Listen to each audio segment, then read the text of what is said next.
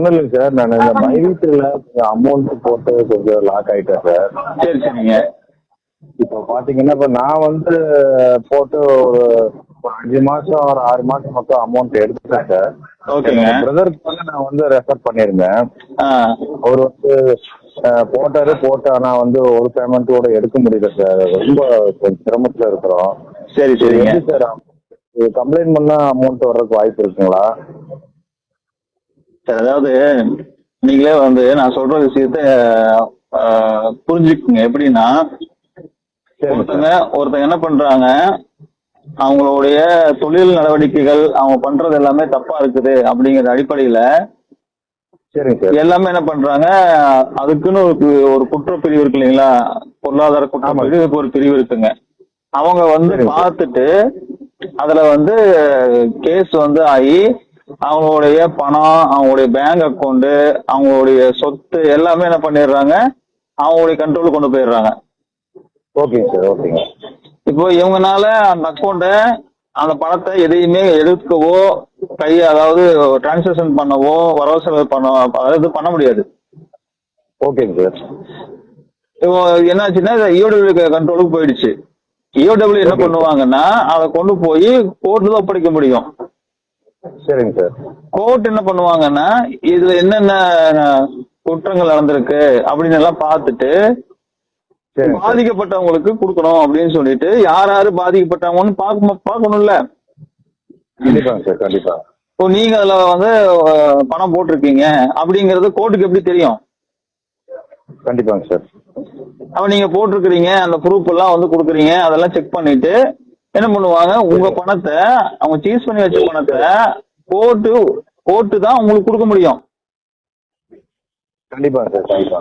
அவங்க கையில அதை பணத்தை எந்த காலத்துக்கு கொடுக்க மாட்டாங்க சார். ஓகேங்க சார். எனக்கு இதுல வந்து ஒரு டவுட் இருக்குங்க. இப்போ வந்து பாத்தீங்கன்னா இப்ப என்னோட அமௌண்ட் வந்து பாத்தீங்கன்னா டைரக்டா பேங்க்ல இருந்து டிரான்ஸ்பர் பண்ணிருந்தா எங்கிட்ட வந்து அதுக்கு உண்டான ப்ரூஃப் இருக்குங்க சார். பட் ஆனா நான் பேங்க்ல இருந்து டிரான்ஸ்பர் பண்ணல. நான் வந்து கையில இருந்து என் பிரதர் வந்து கையில இருந்து பணம் வந்து கட்டினாரு.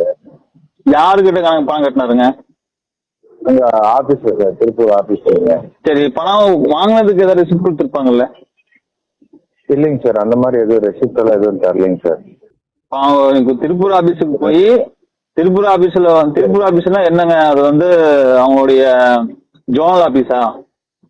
ஆமாங்க சார், ஜோனல் ஆபீஸ்ல தான் போய் அமௌண்ட் கட்டணுங்க. பணம் வந்து கேஷா தான் கொடுத்தோம். பட் ஆனா கேஷா கொடுத்ததுக்கு எந்த எவிடன்ஸும் எங்ககிட்ட இல்லைண்ணா. இப்ப நீங்க ஒரு இடத்துல 1,21,000 கையில கொடுக்குறீங்க, ஒரு ஆபீஸுக்கு போய் கொடுக்குறீங்க, அதுவும் ஜோனல் ஆபீஸுக்கு போய் கொடுக்குறீங்கன்னா அங்க இருக்கிறவங்க யாரா இருப்பாங்க? வேலை செய்யற ஆளா தான் இருப்பாங்க. அக்கௌண்ட்ஸ் பாக்குறவங்க இருப்பாங்க, கேஷியர் இருப்பாங்க. இந்த மாதிரி யாரோ ஒருத்தங்க அந்த பணத்தை வந்து கையாளக்கூடிய பொறுப்புள்ளவங்க இருப்பாங்க. அவங்க தன்னை போல வாங்கி வச்சுட்டு நீங்க போங்க உங்களுக்கு வந்துடும் சொல்ல முடியாதுல்ல. அவங்க கம்பெனிக்கு கணக்காவது ஏதாவது ஒண்ணு எழுதிதானே ஆகணும். சார் இப்ப ஆக்சுவலா பாத்தீங்கன்னா நீங்க சொன்ன மாதிரி தான் நடந்தது. நான் போயிட்டு நான் வந்து கேஷ் மட்டும் தான் கொடுத்துட்டு வந்தேன். எந்த விதமான ப்ரூஃப் எதுவுமே இல்லைங்க. நான் கொடுத்ததுக்கு இருக்கு சார். நான் கொடுத்ததுக்கு வந்து நான் வந்து அந்த பேங்க் டீட்டெயில்ஸ் எடுத்தேன். ஏன்னா நான் வந்து அக்கௌண்ட்ல தான் டிரான்ஸ்ஃபர் பண்ணேன் அமௌண்ட். அதனால என்னோட பிரதர் வந்து அப்படி பண்ணலைங்க. என்னோட பிரதர் வந்து என்ன சொன்னாருன்னா, நான் வந்து கேஷாவே பணம் கொடுத்துட்றேன் அப்படின்னு சொல்லிட்டு அவர் வந்து கேஷா தான் கொடுத்தாரு. இப்போ என்னன்னு எனக்கு வராட்டி பரவாயில்ல சார். இப்போ அமௌண்ட் வந்து எனக்கு வராட்டி பிரச்சனை இல்லை சார். ஏன்னா நான் கூட ஒரு 6 மாசம் எடுத்துட்டேன், ஒன்றும் பிரச்சனை இல்லை. நான் என் பிரதர்லாம் வந்து ஒண்ணுமே எடுக்கல சார். அவர் ரொம்ப மனசு ரொம்ப வேதனையா இருக்குங்க ஒவ்வொரு நாளும். அதுதான் இப்போ நான் என்ன ஒண்ணு உங்ககிட்ட ஒரு கிளாரிட்டி பண்ணிக்க விரும்புறது என்னன்னா, நீங்க கொண்டு போய் அங்க பணத்தை கொடுத்தீங்க, உங்களுக்கு ஐடி கிரியேட் ஆயிடுச்சு, உங்களுக்கு இதுக்கப்புறம் விளம்பரம் பார்க்கலாம், அவங்களுக்கு பணம் வந்துடும் அப்படின்னு சொல்லிட்டு அப்பயே ஐடி கிரியேட் பண்ணி கொடுத்துட்டாங்களா?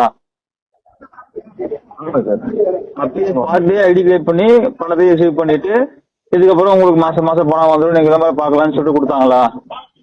ஆமாங்க சார், அப்படிதான் கொடுத்தாங்க சார். சரி, அந்த ஐடி கிரியேட் பண்ணதுல உங்களுக்கு ஐடி நம்பரு அதெல்லாம் இருக்கும்ல? நீங்க கிரவுண்ட் நம்பர்னா கிரவுண்ட் நம்பருக்கு உண்டான ஐடி இருக்கும்ல? அந்த ஆப்பே லாக் ஆயிருக்குல்ல சார். ஒரு ஸ்கிரீன்ஷாட் எடுத்துக்க வேண்டியது இல்லைங்கண்ணா.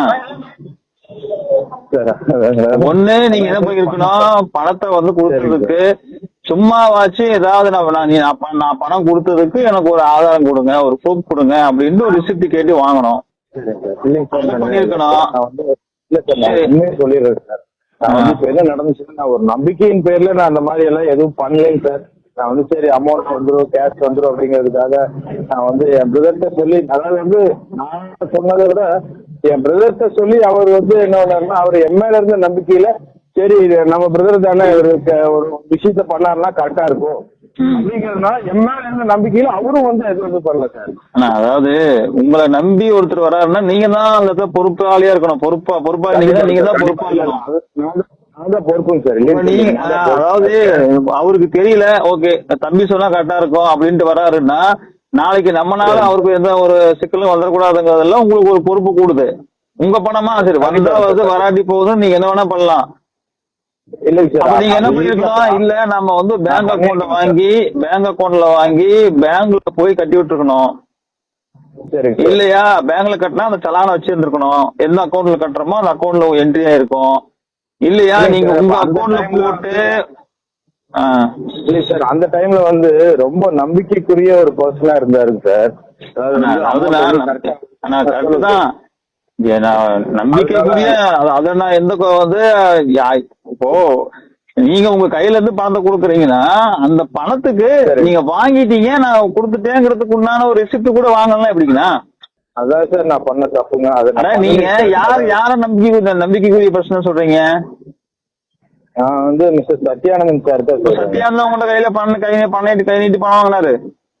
இல்லைங்க சார், அவரு ஆபீஸ்ல இருந்தவங்க வாங்கினாங்க. அப்போ சத்யானந்தன் வந்து என்ன பண்றாரு, வேலை செய்யறதுக்கு ஆளை வைக்கிறாரு, நிர்வாகம் பண்றதுக்கு ஒருத்தர் ஆளை வைக்கிறாரு. நீங்க அவர்கிட்ட போய் பணத்தை கொடுக்குறீங்க. நீங்க உண்மையிலேயே சத்யானந்தன் வந்து மேல அவ்வளவு அபிமானம் இருக்குன்னா அது தப்பு கிடையாது. ஓகே, அவங்க மேல உங்களுக்கு அவ்வளவு நம்பிக்கை அபிமானம் இருக்குங்கிறத நம்ம குறை சொல்ல முடியாது. ஓகே, ஆனா நீங்க கொடுத்த நபர்கிட்ட இருந்து சத்யானந்தன் தான் பணம் போகுது அப்படிங்கிறதுக்கு என்ன ஊர்ஜிதம்? அந்த நபர் ஒருவேளை அங்க கொடுக்காம விட்டாருன்னா, அந்த அக்கௌண்ட்ஸை கொண்டு போகாம விட்டாருன்னா? கண்டிப்பாங்க சார், நீங்க சொல்றது புரியுதுங்க சார். பட் ஆனா நான் அந்த சிச்சுவேஷன்ல இந்த மாதிரி எல்லாம் நான் திங்க் பண்ணலைங்க. பண்ணிட்டேன் சார். இப்ப நான் எப்படி என்ன பண்றது அது மட்டும் கொஞ்சம் சொல்லுங்க சார். எனக்கு என்ன சரி அப்படிதான் பண்ணீங்க. ஒரு ஆப் ஓபன் ஆகி எத்தனை நாள் எல்லாம் விளம்பரம் பார்த்துட்டு இருந்தாங்க, மாசக்கான கிட்டத்தட்ட அவங்க வந்து அவரு பணம் கொடுத்து நிறுத்தினதுக்கு அப்புறமே கூட எனக்கு தெரிஞ்சு 3-4 மாசம் ஆப்ல விளம்பரம் பார்த்துட்டு இருந்தாங்க இல்லையா? அப்பயாவது எவ்வளவு பணம் வர வேண்டியது இருக்குது, அந்த ஆப்ல விளம்பரம் பார்த்து எவ்வளவு சேர்ந்து இருக்குது, அதையெல்லாம் வந்து ஒரு ஸ்கிரீன் ரெக்கார்டு எடுத்து வச்சு எல்லாம் கொஞ்சம் சேஃப்டி பண்ணியிருந்தீங்கன்னா அதையாவது காமிக்கலாம். அதெல்லாம் விளம்பரம் பார்த்துட்டு இருந்தாங்க, இந்த மாதிரி அக்கௌண்ட் க்ளோஸ் ஆயிடுச்சுன்னு. இப்ப நீங்க போய் நான் பணம் போட்டேன், பணம் இதுல வந்து நானும் பணம் போட்டிருக்கேங்கிறதுக்கு எதுவுமே இல்லைங்கிறீங்களே. இல்லைங்க சார், அதாவது என் மனசை பொறுத்து நான் சொல்றேங்க சார். இப்ப இது வந்து வராது, உறுதியா வராது அப்படிங்கிற ஒரு கான்செப்ட்ல நம்ம இருந்தோம்னா நீங்க சொல்ற மாதிரி அந்த ஸ்கிரீன்ஷாட் எடுத்து இல்லனா அது இல்ல, அப்படி கிடையாது. இப்போ உங்களுக்கு கடவுள் நம்பிக்கை இருக்கா இல்லையா? கண்டிப்பா இருக்குங்க சார். இருக்குல்ல, கடவுள் 100% உங்களுக்கு கடவுள் நம்புறீங்களா? உங்களுக்கு கடவுள் நம்பிக்கை இருக்கு இல்லையா? கண்டிப்பா. நீங்க எந்த சாமியை விரும்பி கும்பிடுவீங்க? நான் வந்து மெயினா வந்து ஜீசஸ் வந்து நீங்க ப்ரே பண்ணுவீங்க. ஜீசஸ் வந்து உங்களை ஆசீர்வதிச்சிட்டு இருக்காரு, அது உண்மைதானே? கண்டிப்பா சார், கண்டிப்பா. அப்படியே வெளியே போகும்போது வீட பூட்டிட்டு போறீங்க? அது வந்து நம்மளுடைய அதான் சிஸ்டம். ஒரு அட்மின், புரியுதுங்களா? கடவுள் நம்பிக்கை இருக்கு, கடவுள் எல்லாம் பார்த்து பாருன்னு வீட்டு திறந்து போட்டு போக முடியுமா? நம்ம பொருள் பத்திரமா இருக்கணும்னா நாம வச்ச மாதிரியே இருக்கணும் அப்படின்னு நாம தான் கூட்டி சாவி எடுத்துட்டு போயிட்டு மறுபடியும் தேவைக்கு வந்து திறந்துக்கணும்.